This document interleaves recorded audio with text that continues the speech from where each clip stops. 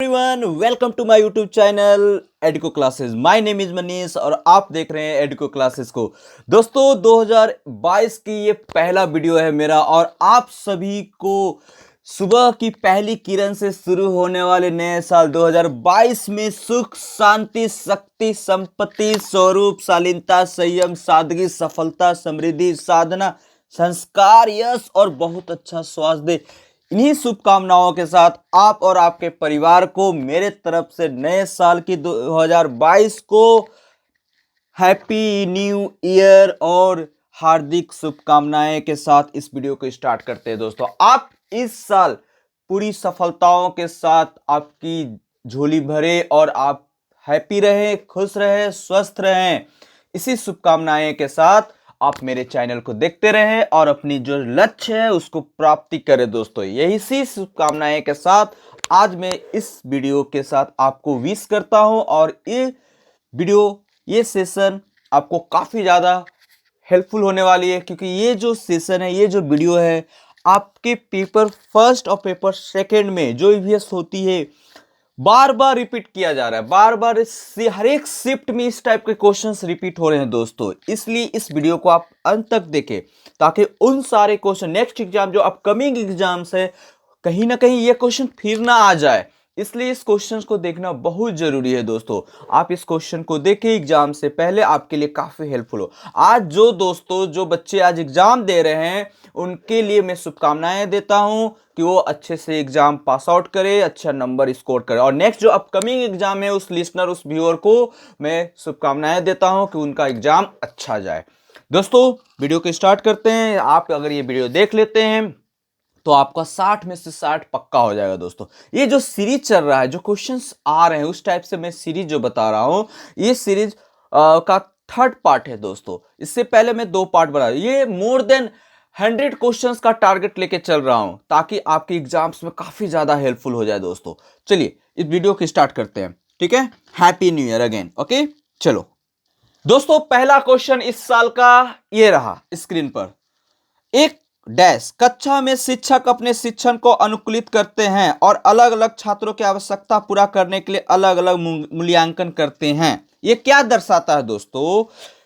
Classroom teacher adopt their pedagogy and vary assessment to cater to individual students. Vary assessment, अलग अलग मूल्यांकन करना, क्या दर्शाता है दोस्तों? ये क्वेश्चन को पढ़िए। अलग अलग मूल्यांकन क्या करता है? क्या वो पाठ्य पुस्तक केंद्रित है, टेक्स्ट बुक सेंट्रिक होती है, या बिहेवियरिस्ट होती है, या शिक्षक केंद्रित? देखिए एलिमिनेट करने की अगर आपके पास काबिलियत आ गई दोस्तों, अगर आप एलिमिनेट करने लगे ऑप्शन को, तो समझे कि आपका कोई भी एग्जाम नहीं रुकेगा दोस्तों। ये तो टीचिंग एग्जाम्स हैं, ठीक है ना। तो इसमें सबसे जो एलिमिनेट, पहला टेक्स्ट बुक सेंट्रिक तो बिल्कुल नहीं होगा, पाठ्य पुस्तक केंद्रित नहीं होती है ना। वेरी असेसमेंट करने के लिए इंडिविजुअल वेरी असेसमेंट स्टूडेंट्स को करने के लिए टेक्स्ट बुक सेंट्रिक नहीं होगा।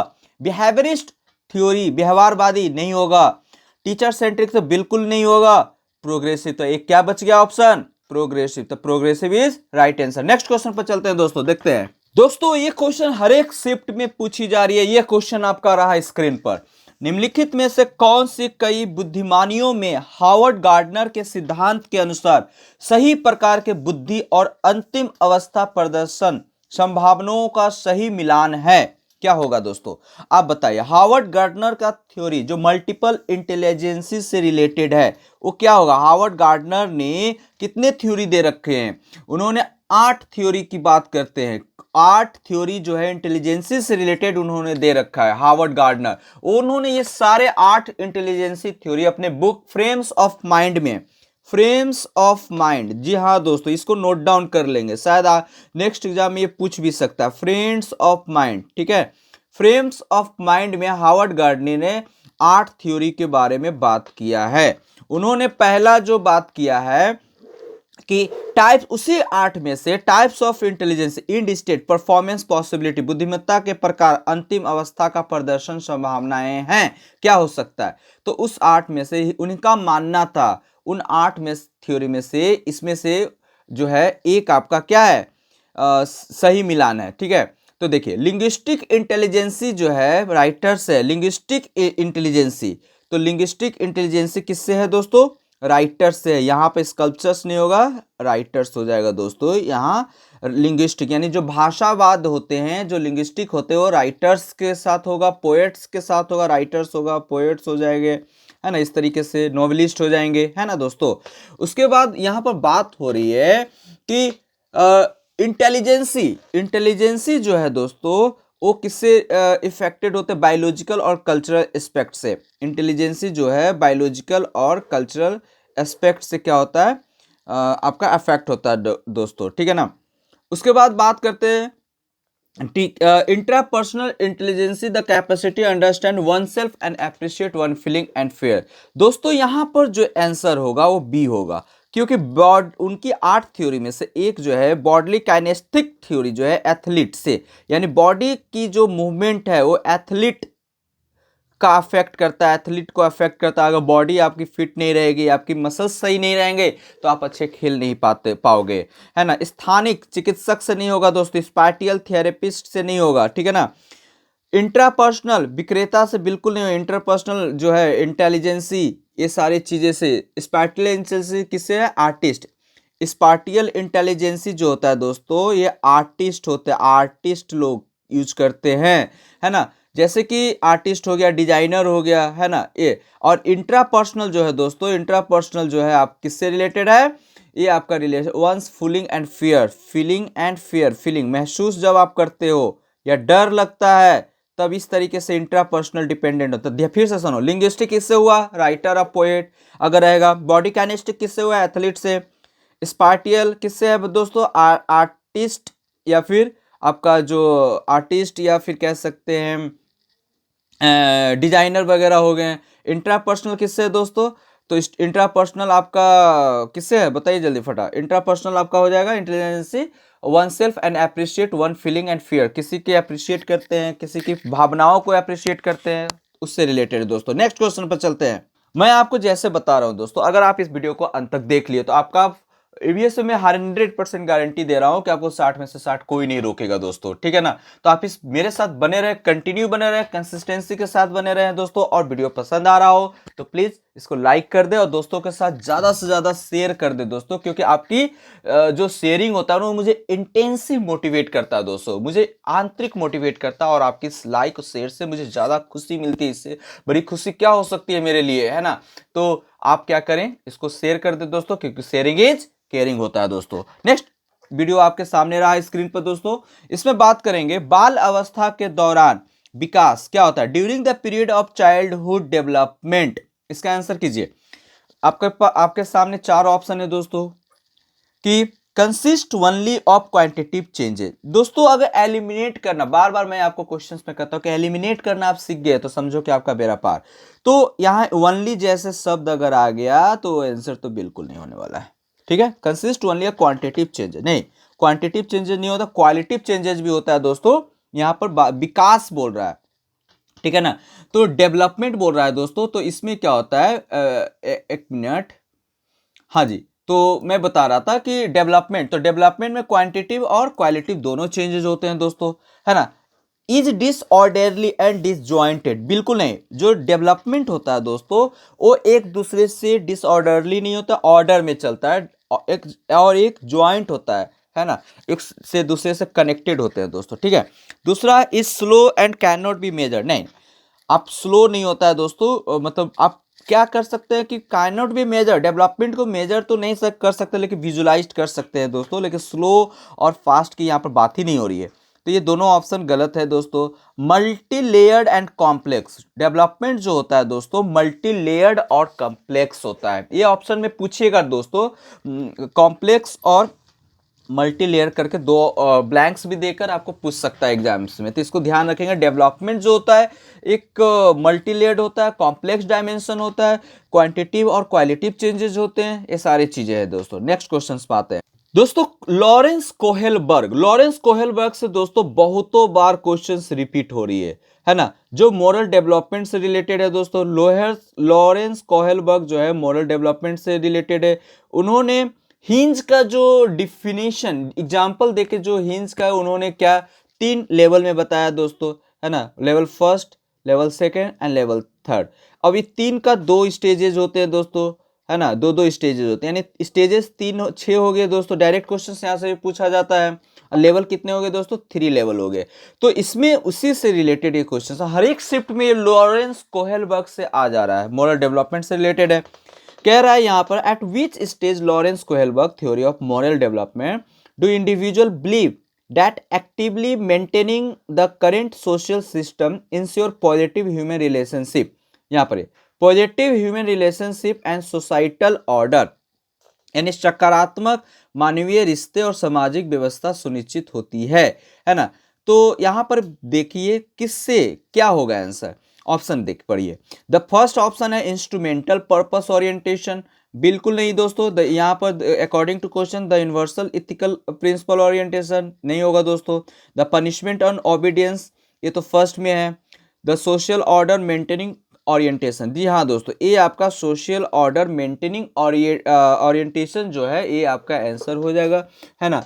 ये आपका आंसर जो 3 स्टेजेस जो मैंने आपको इसमें है दोस्तों, जिसका फर्स्ट और सेकंड जो लेवल्स हो गए है ना, तो प्री कन्वेंशनल स्टेज और कन्वेंशनल स्टेज और पोस्ट कन्वेंशनल, यानी जो होता है दोस्तों प्री कन्वेंशनल होगा एक, जो प्री कन्वेंशनल होगा, ठीक है, और एक कन्वेंशनल होगा दोस्तों, कन्वेंशनल होगा, और एक होता है स्टेज क्या होता है, पोस्ट कन्वेंशनल होगा दोस्तों, पोस्ट कन्वेंशनल होगा, है ना। इस तरीके से 3 स्टेजेस हो गया। इन्होंने लॉरेंस कोहलबर्ग ने मॉरल डेवलपमेंट की क्या की है, 3 स्टेज में, तीनों स्टेज का 2-2 लेवल होता है दोस्तों। कितने लेवल होते हैं? 2-2 लेवल होते हैं, ठीक है ना। तो अकॉर्डिंग टू कोहलबर्ग के अनुसार अगर बात करें दोस्तों, तो जो individual believe that activity maintaining the current social system ensure positive human relationship and societal order, है ना। इसको प्याजे के थ्योरी से भी कोरिलेट कर सकते हैं दोस्तों, कि प्याजे के थ्योरी का मिलता जुलता कोहलबर्ग ने क्या किया था, वहां से टैकल किया था और अपना एक थ्योरी दिया था दोस्तों। तो इसमें आपको मैं बता दूं कि इसमें क्या क्या है दोस्तों। प्री कन्वेंशनल में 2 चीजें बात कही गई है, जो आपको लेवल 1 में जो है जो बातें हो गई पॉइंट, पनिशमेंट ओबीडियंट ओरिएंटेशन और पर्सनल रिवॉर्ड ओरिएंटेशन, यानी डर से कोई काम बच्चा क्या होता है करता है, उसको डर लगता है कि पनिशमेंट मिलेगी, कोई काम गलत करेंगे तो, उससे रिलेटेड क्या होता है दोस्तों, प्री कन्वेंशनल मोरल रीजनिंग में आ जाएगा। फर्स्ट लेवल में ही सेकेंड जो पॉइंट है पर्सनल रिवॉर्ड ओरिएंटेशन, कोई बच्चों को अगर कुछ चॉकलेट देने के लिए कोई बोलते हैं कि बब्बू ये काम कर दो मेरा, तो कुछ देंगे तो उस हिसाब से बच्चा क्या होता है कर देता है दोस्तों। तो ये रिवॉर्ड के पॉइंट ऑफ व्यू से भी क्या करते हैं, कोई काम करता है बच्चा, है ना, या फिर मोरल डेवलप होता है। लेवल सेकंड जो है, जो स्टेज हम सेकंड बोल रहे हैं दोस्तों, उसमें कन्वेंशनल मोरल रीजनिंग आ जाता है, जैसे कि good boy nice girl orientation, किसी को हमें अप्रिशिएट करते हैं गुड बॉय बैड बॉय करके, गुड गर्ल, है ना। तो इस तरीके से एक ये आपका सेकंड लेवल या सेकंड स्टेज में है दोस्तों। उसी का सेकंड पॉइंट जो है, लेवल सेकंड का फर्स्ट पॉइंट हो गया गुड गर्ल और nice girl, good boy and nice girl. और जो थर्ड जो होता है दोस्तों, मतलब सेकंड का सेकंड पॉइंट लीगल ओरिएंटेशन, है ना। लीगल ओरिएंटेशन में क्या होता है दोस्तों, कि इसमें एक पीपल के पास एक मोरल स्टेज मोरालिटी डेवलप होता है ना, जो बनाए हुए रूल्स को, बनाए हुए लीगल ऑर्डर्स को क्या करता है, वो फॉलो करता है। उसे मतलब एहसास होने लगता है कि अगर ये रूल या लॉ अगर हम तोड़ेंगे तो सोसाइटी हमें पनिश करेगी, है ना। उसे लॉ में क्या होता है, विश्वास होने लगता है ना। उसे लॉ लॉ लॉ में क्या हो जाता है, विश्वास होने लगता है। उससे ये समझ आने लगती है कि जो सोसाइटी ने चारों तरफ जो रूल और रेगुलेशन लॉ बनाया उसे हमें मानना चाहिए, शुड बी ओबे। तो इस वजह से ये क्या हो जाएगा, लीगल ओरिएंटेशन लेवल 2 में आ जाएगा सेकंड पॉइंट। जैसे कि एक एग्जांपल ले लेते हैं दोस्तों, कि अगर सुमित अब कार चला रहा है, वो स्टॉप कर देता है रेड लाइट, जहां रेड लाइट होती है ट्रैफिक राइट, वहाँ रेड जलती है और स्टॉप कर देता है, क्योंकि उसको उसके पास एक लीगल ओरिएंटेशन, एक मोरल रीजनिंग डेवलप हो गई। उसको पता है कि अगर हम लोग रेड लाइट को ब्रेक करते हैं तो ये हमारे लिए नुकसान हो सकती है और हमें पनिशमेंट किया जाएगा, समाज के द्वारा हमें पनिशमेंट किया जाएगा, पुलिस के द्वारा। इस तरीके से लीगल ओरिएंटेशन होगा दोस्तों। लेवल 3 की बात करें तो पोस्ट कन्वेंशनल, जिसमें सोशल एंड लीगल मोरालिटी की बात होती है दोस्तों। इसमें क्या होता है पोस्ट कन्वेंशनल में, कि कोहलबर्ग बताते हैं कि करना क्या है, पोस्ट कन्वेंशनल मोरालिटी में दोस्तों कह सकते हैं कि ये जो रीजनिंग है as Kohlberg, it's a think beyond all personal social and legal dimension, मतलब बहुत अलग, मतलब एक ऊंची तरीके से सोच डेवलप हो जाती है ना। एक एग्जांपल से समझते हैं दोस्तों कि एक पर्सन है और वो जैसे कि मान लेते हैं ऋषभ नाम का, वो आप ऑफिस जा रहा होता है तो एक इंजर्ड पर्सन को देखता है, जख्मी पर्सन को देखता है ना, तो उसे लगता है कि उसे बचाना ज़्यादा अच्छा रहेगा ऑफिस पहले जाने से। यानी ऑफिस में अगर लेट भी हो जाएगा तो कोई फर्क नहीं पड़ेगा, अगर उसको हम नहीं बचाएंगे तो मर सकता है। तो इस तरीके का जो रीजनिंग डेवलप्ड हो जाता है दोस्तों, तो लेवल थर्ड में यानी पोस्ट कन्वेंशनल, यानी पहला जो प्री कन्वेंशनल होता है, सेकेंड होता है आपका कन्वेंशनल, और थर्ड जो होता है दोस्तों पोस्ट कन्वेंशनल हो जाता है, ठीक है ना। तो इस तरीके से तो दूसरा चीज इसमें ये हो जाता है दोस्तों कि एक प्रकार का डायलेमा भी हम लोग कभी कभी डायलेमा हमारे अंदर आ जाता है कि क्या हमें क्या करना चाहिए, क्या ऑफिस जानी चाहिए या फिर हमें उस इंसान को बचाना चाहिए। इस प्रकार से है ना चीज़ें भी डेवलप होने लगती है दोस्तों पोस्ट कन्वेंशनल में। और इसमें दूसरा जो पॉइंट आता है दोस्तों वो होता है आपका universal moral value. Universal moral value में क्या होता है, हाईएस्ट लेवल बोला जाता है ये अकॉर्डिंग टू कोहलबर्ग के अनुसार, है ना, कि a person help a child worker to get free from working in human situation about without any interest. यानी जो है जैसे कि क्या होता है दोस्तों कि बच्चों से काम नहीं करवाना चाहिए, बच्चों को हजार्डियस प्लेस पर नहीं भेजना चाहिए, खतरनाक प्लेस पर नहीं भेजना चाहिए, ताकि उनसे उनका नुकसान हो सकता है। इस प्रकार की ह्यूमैनिटी अगर जो हमारे अंदर डेवलप हो जाती है। हिंज की अगर बात करें दोस्तों, तो हिंज ने भी क्या किया कि उसे चुराना, मतलब दवा मेडिसिन इसलिए चुराया क्योंकि उसकी वाइफ को जान बचाना ज़्यादा ज़रूरी था, है ना। तो मेडिसिन चुराना ज़्यादा अच्छा समझा, है ना, क्योंकि उसकी वाइफ की लाइफ बचाना था, और फिर तो पनिशमेंट वो झेल लेगा, फिर उसकी पैसा पे कर सकता है, अगर उसकी वाइफ बच जाती है कमा कर जॉब कर कर वो कर सकता है। तो इस तरीके का जो यूनिवर्सल मॉरल वैल्यू होता है दोस्तों, है ना, तो एक एक ऊंचा सबसे हाईएस्ट जो लेवल होती है यूनिवर्सल मोरल वैल्यू में होता है दोस्तों। तो इस प्रकार के बहुत ही एक क्वेश्चन पूछी जा रही है, इसको ध्यान रखेंगे। तो यहाँ सोशल ऑर्डर मेंटेनिंग ओरिएंटेशन होगा दोस्तों, क्योंकि क्वेश्चन था social system ensure positive human relationship and societal order, ठीक है ना। तो सोसाइटल ऑर्डर मेंटेनिंग ओरिएंटेशन दोस्तों। नेक्स्ट क्वेश्चन ये स्क्रीन पर आ, अकॉर्डिंग टू जीन पियाजे children in formal operation stage, formal दोस्तों यहाँ पर बात हो रही है फॉर्मल ऑपरेशनल स्टेज, चिल्ड्रेन की कितने एज को कहा गया है, यहाँ पर बात है according to children in formal operation stage, ठीक है। तो इसमें कहा गया है दोस्तों कि आखिर अमूर्त संक्रियात्मक अवस्था में बच्चा क्या करता है, क्या करता है बच्चा अमूर्त संक्रियात्मक यानी फॉर्मल ऑपरेशनल स्टेज में क्या करता है बच्चा। तो देखते हैं option, can not conserve classify and seriate, संरक्षण वर्गीकृत और प्रचलित नहीं कर सकता है, begin to engage in make believe and symbolic play, या फिर कह सकते हैं परिकल्पनात्मक निगमनात्मक तर्क और प्रस्तावना चिंतन में सक्षम है, यानी hypothetical deductive reasoning and prepositional thought. क्या ये फॉर्मल ऑपरेशन में बच्चे में डेवलप हो जाती है, ये बताने की कोशिश की गई है। या are bound by centration and irreversibility of thought. दोस्तों मैं बता दूं कि पहले जीन पियाजे जो थे वो उन्होंने अपने बच्चे पे एक्सपेरिमेंट किया, और एज के हिसाब से उन्होंने 4 स्टेजेस में कॉग्निटिव डेवलपमेंट को डिवाइड किया। कितने स्टेजेस में, चार स्टेज, 4 स्टेजेस में। पहला जो था pre operational stage, pre operational stage था दोस्तों, प्री ऑपरेशनल स्टेज। दूसरा जो था जो आपका कॉन्क्रीट था दोस्तों, कॉन्क्रीट है।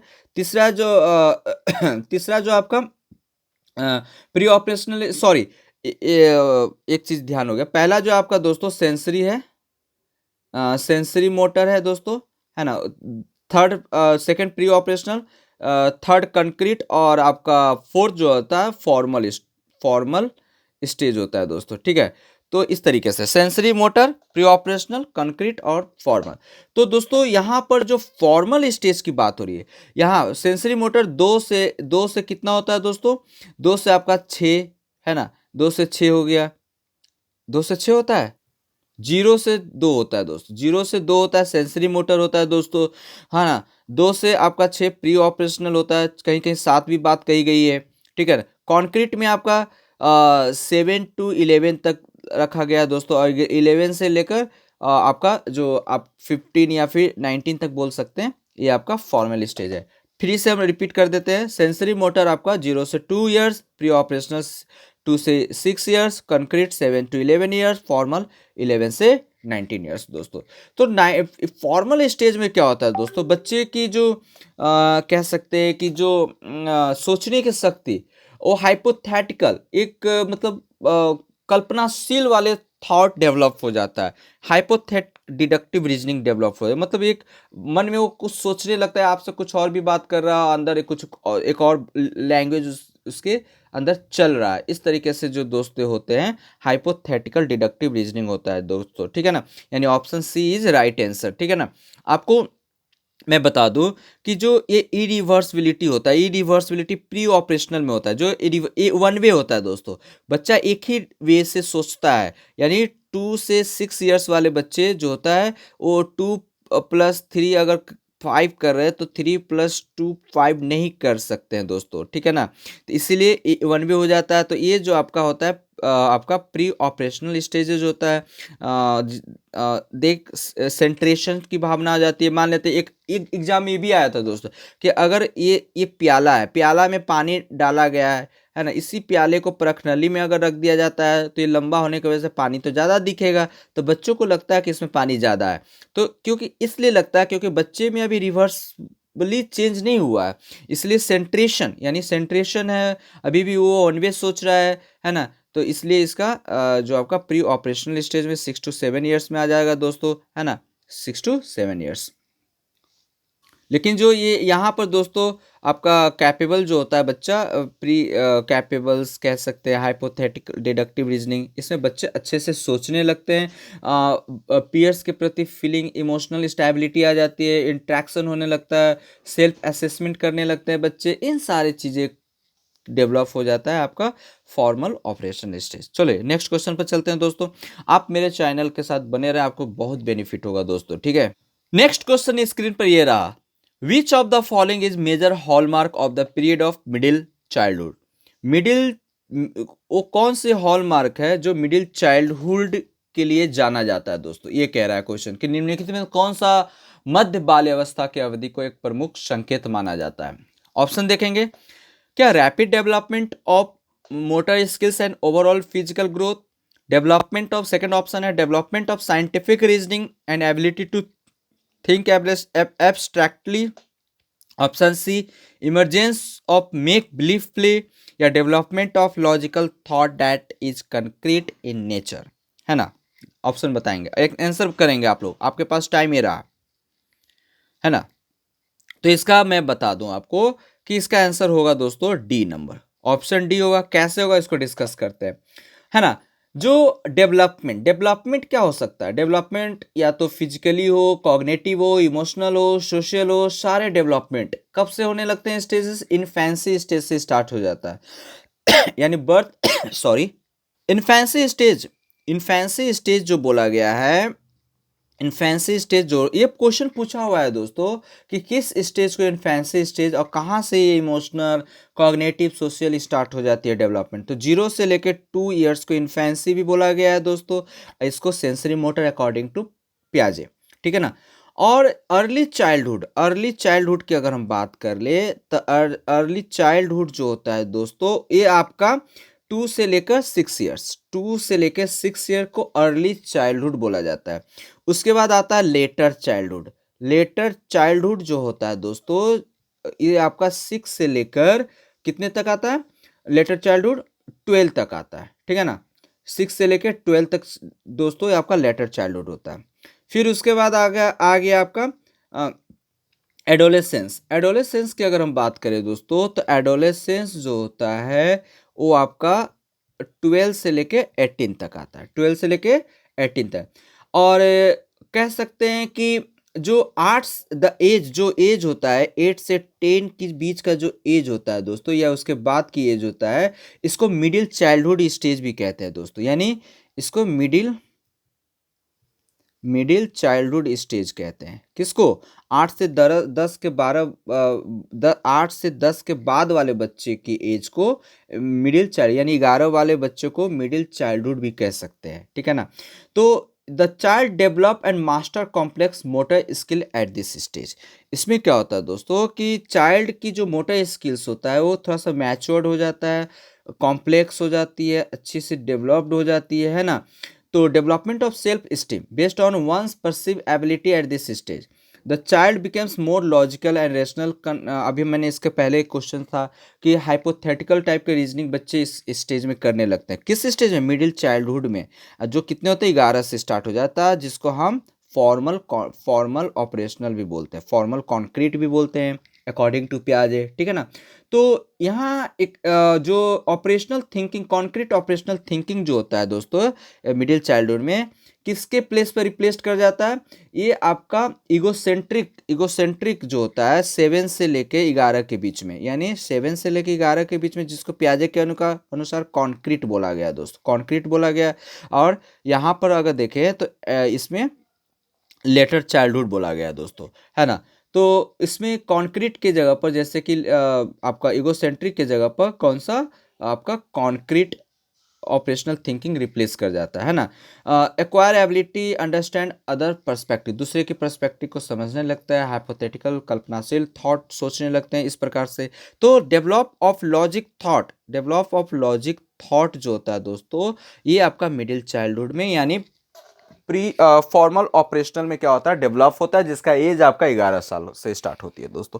तो इस तरीके से क्वेश्चन आपको फंसा सकता है। पियाजे का अगर नहीं देगा तो आपको समझना होगा कि किसको, किस स्टेज को क्या कहते हैं। आपको मैं याद करवा दे रहा हूँ दोस्तों, इसके बाद आपको कभी नहीं भूलोगे। इन्फेंसी स्टेज जो होता है 0 से 2 ईयर्स को बोलेंगे, अकॉर्डिंग टू पियाजे सेंसरी स्टेज होता है।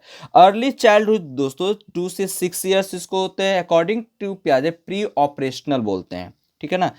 अब इसको जो कॉन्क्रीट होता है दोस्तों, यहाँ कॉन्क्रीट को ये लेटर चाइल्डहुड और एडोलेसेंस लेटर चाइल्डहुड बोला गया है। यहाँ पर कॉन्क्रीट को लेटर चाइल्डहुड बोला गया है। और एडोलेसेंस जो होता है दोस्तों, अकॉर्डिंग टू पियाजे अगर हम बात करें तो इसको फॉर्मल कॉन्क्रीट बोला जाता है, जिसका स्टेजेस आपका 11 से लेके स्टार्ट हो जाती है दोस्तों। इस तरीके से आप देख सकते हैं। नेक्स्ट क्वेश्चन पर चलते हैं। आपको आई होप ये समझ में आया होगा, ठीक है। नेक्स्ट क्वेश्चन पर चलते हैं दोस्तों। नेक्स्ट क्वेश्चन आपके स्क्रीन पर ये रहा। निम्नलिखित में से किस सिद्धांतकार ने प्रस्तावित किया कि बच्चों की सोच वयस्कों की तुलना में गुणात्मक रूप से भिन्न है? तो विच of the following theorist proposed that children's thinking is qualitatively different from that of adults, है ना। किसने बोला कि बच्चों की जो सोच होती है वो एडल्ट से अलग होती है? किसने बोला? तो ये आपको दोस्तों जीन पियाजे का थ्योरी है। जीन पियाजे इन्होंने क्या बताया कि बच्चे का जो डेवलपमेंट होता है एज के हिसाब से, उनकी जो मैच्योरिटी होती है एज के हिसाब से, और साथ ही साथ जो क्वालिटी भी चेंज होता है, थिंकिंग क्वालिटिवली चेंज जो होता है वो एडल्ट से अलग होता है, ठीक है ना। ये चीज़ें पियाजे जी ने महोदय ने बोला था। और दूसरा उन्होंने ये भी कहा कि जो बच्चे भाषा जो सीखते हैं एसिमिलेशन और एकोमोडेशन से, जहाँ पर भी आप जिस परिवेश में बच्चों को रख देते हैं उस परिवेश के अनुसार वो भाषा एक्वायर्ड कर लेते हैं, सीख जाते हैं। पियाजे का ये भी मानना था दोस्तों कि बच्चा जो होता है कि भाषा सीखने से पहले बच्चे के अंदर में एक प्रकार का मेंटल डेवलपमेंट डेवलप करता है। मेंटली वो डेवलप होते हैं, मैच्योरिटी उनमें आती है, उसके बाद वो लैंग्वेज को एक्वायर्ड करते हैं। तो उन्होंने ये थ्योरी सजेस्ट किया था, ठीक है ना, कि जैसे कि affect their understanding of the social world. और उन्होंने ये भी कहा कि बच्चे की जो अंडरस्टैंडिंग को अफेक्ट कौन करता है? सोशल कल्चरल, जो सोसाइटी वर्ल्ड, जो सोशल वर्ल्ड होता है, सोसाइटी जो होता है वो अफेक्ट करता है। ये पियाजे का भी मानना था। लेकिन सोसाइटी जो है ये आपका लेव वाइगोस्की, यानी बच्चे सोसाइटी में रहकर सीखते हैं और लैंग्वेज पहले आता है ना। इस तरीके से ये लेव वाइगोस्की महोदय ने कहा था। लेकिन यहाँ पर जीन पियाजे की बात हो रही है, तो according to this question Jean पियाजे हो जाएगा आंसर दोस्तों। नेक्स्ट क्वेश्चन पर चलते हैं। क्वेश्चन ये रहा दोस्तों आपके सामने, समूह में कार्य करके एक दूसरे के शिक्षण में मदद करके बच्चे क्या करना चाहते हैं? विचलित होते हैं और इसलिए वह एक अप्रभावी शैक्षणिक रणनीति लेते हैं। ऐसा नहीं होगा दोस्तों, ये पहला ऑप्शन छट जाएगा। ठीक है, प्रतिस्पर्धी प्रवृत्ति विकसित करते हैं जो अधिगम में बाधा उत्पन्न करती है। बाधा जैसा वर्ड आएगा दोस्तों, ये ऑप्शन नहीं होगा। अपने स्वयं के विचार प्रक्रिया को प्रतिबंधित करते हैं और संगठनात्मक गतिविधि के उच्च स्तर पर स्थानांतरित करने में सक्षम होते हैं। दोस्तों यहाँ पर पॉजिटिव चीज, able to reflect on their own, अपने आप को रिफ्लेक्ट करते हैं, अच्छा बनाते हैं, thought process and shift to higher level cognitive activity, और कुछ बड़े लेवल पर शिफ्ट करती है, ये सही लग रहा है दोस्तों। कैन डेवलप मिसकंसेप्शन, मिसकंसेप्शन का मतलब गलत धारणाएं विकसित करते हैं। तो इस तरह का नेगेटिव चीज अगर सेंटेंस में आ जाता है दोस्तों, तो ये आंसर गलत हो, यानी एक ही बच गया हमारे पास ऑप्शन जो होगा सी। ठीक है, नेक्स्ट क्वेश्चन पर चल। देखिए मैंने आपको बताया था ना, क्वेश्चन आ गया। Learning is a dash and dash process. Learning एक प्रोसेस है, कैसी प्रोसेस है? सिंपल, इंडिविजुअल या कॉम्प्लेक्स, पैसिव? नहीं, लर्निंग जो है दोस्तों यहाँ पर स्टूडेंट क्या होता है उसमें एक्टिव होते हैं, और लर्निंग एक कैसा प्रोसेस है? एक कॉम्प्लेक्स प्रोसेस है और एक एक्टिव प्रोसेस है। तो learning theory give us understanding complex process, और जो मतलब हम लोग है ना सीखते, एनिमल तो है नहीं, एनिमल से थोड़ा सा अच्छे वाले एनिमल में हम लोग जाने जाते हैं। तो इसमें क्या हो जाएगा दोस्तों? कॉम्प्लेक्स तरीके से और एक्टिव तरीके से हम लोग सीखते हैं, चाहे लर्नर हो, चाहे जो टीच कर रहे हो टीचर्स हो, चाहे सिखाने वाला हो, सारे एक्टिव मोड में रहते हैं, है ना, पैसिव नहीं रहते हैं दोस्तों, है ना। तो इस तरीके से जैसे कि आप मान लेते हैं कि अगर लर्निंग ह्यूमंस बिहेवियर की अगर बात करें, तो 3 फिलोसफर ने इसको क्या किया था? कैटेगराइज किया था, बिहेवियरिज्म, कॉग्निटिव और कंस्ट्रक्टिविज्म में आता है ना। तो इस तरीके से हुआ था, तो जटिल और सक्रिय इसका आंसर हो जाएगा दोस्तों, option C is right answer. Next question पर चलते हैं दोस्तों। कह रहा है दोस्तों कि which of the following is an example of effective motivational strategy to encourage student to learn, है ना। इनमें से कौन से ऑप्शन से बच्चों को आप मोटिवेट करोगे पढ़ने के लिए, सीखने के लिए, है ना। Giving task that are very easy, क्या आप बच्चों को इतना इजी देंगे टास्क की ताकि वो बना ना सके या बना पाए जल्दी जल्दी, ऐसे करके आप उनको मोटिवेट करोगे? जी नहीं, ये आंसर गलत है ना दोस्तों। Next, creating a lot of opportunity for competition, उनको आप बहुत सारे अपॉर्चुनिटी दोगे कंपटीशन करने के लिए, कंपटीशन वाला वर्ड जो होता है ना दोस्तों गलत हो जाती है।